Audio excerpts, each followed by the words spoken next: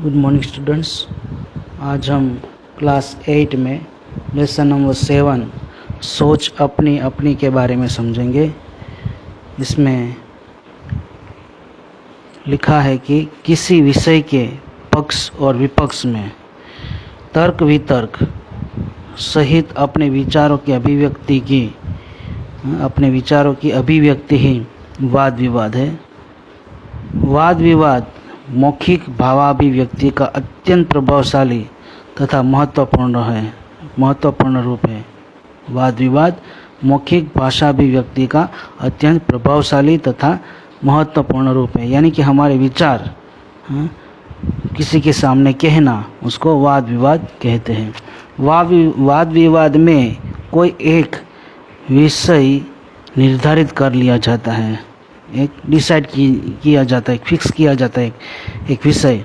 कुछ विद्यार्थी उस विषय के पक्ष में तथा कुछ विपक्ष में अपने अपने तर्क इकट्ठे करके कार्यक्रम के दिन श्रोताओं के सामने प्रस्तुत करते हैं।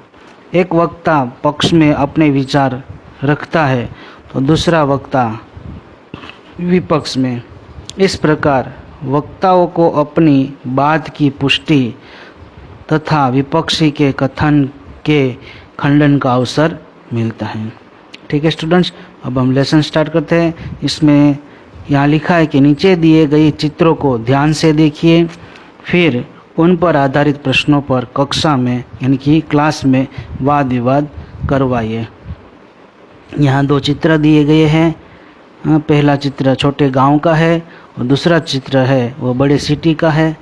तो यहाँ जो चित्र दिया गया है तो इस दोनों चित्रों में क्या अंतर है। चित्र के नीचे क्वेश्चन है, 3 क्वेश्चन है। पहला क्वेश्चन है दोनों चित्रों में क्या अंतर है, तो इसका हम आंसर ऐसे दे सकते हैं चित्र में से देखकर कि दोनों चित्र में से एक चित्र गांव का और दूसरा नगर का है, यानी कि सिटी का है। गांव के चित्र में नदी है, उसके घाटों पर नहाते यानी कि नदी के किनारे पर नहाते, कपड़े धोते, पानी भरते और काम करते लोग हैं।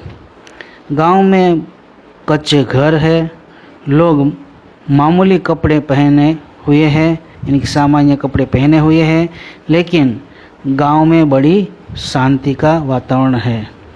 अब नगर के चित्र में चौड़ी और 2 तरफा सड़क है यानी कि बड़ी सड़क है और दोनों साइड सड़क है, पक्के मकान भी है।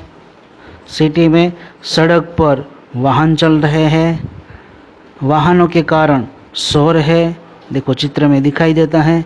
लोग आधुनिक वेशभूषा में है यानी कि मॉडर्न ज़माने के कपड़े भी पहने हुए हैं। ठीक है, तो ये पहले क्वेश्चन का आंसर है। यहाँ दोनों चित्र में क्या अंतर है।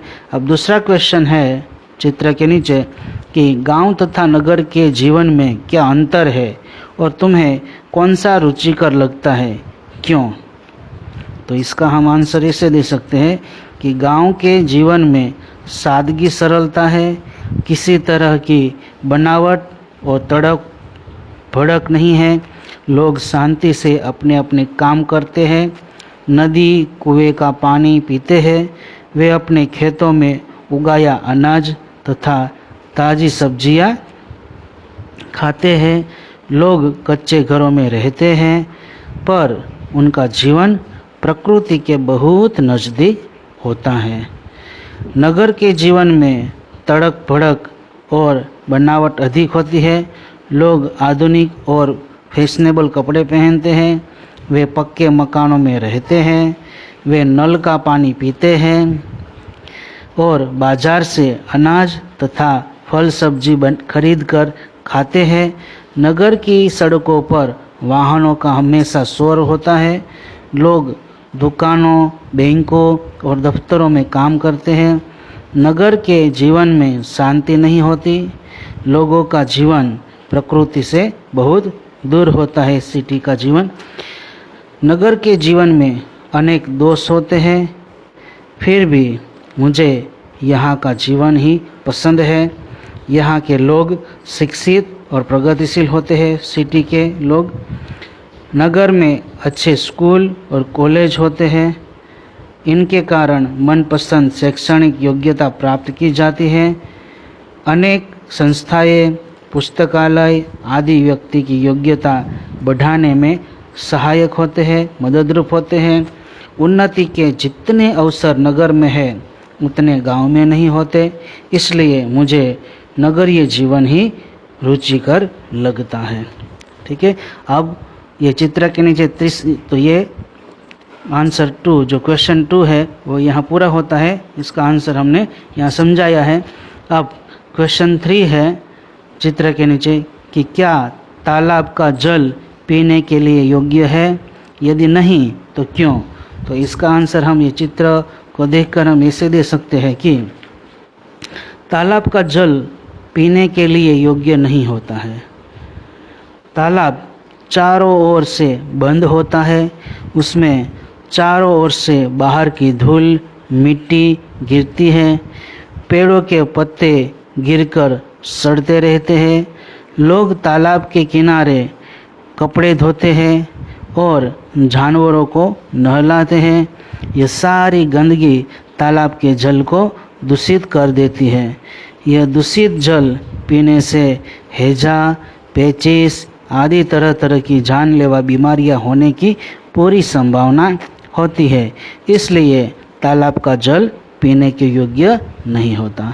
ठीक है स्टूडेंट्स, तो यहाँ आपका यह लेसन 7 सोच अपनी अपनी पूरा होता है।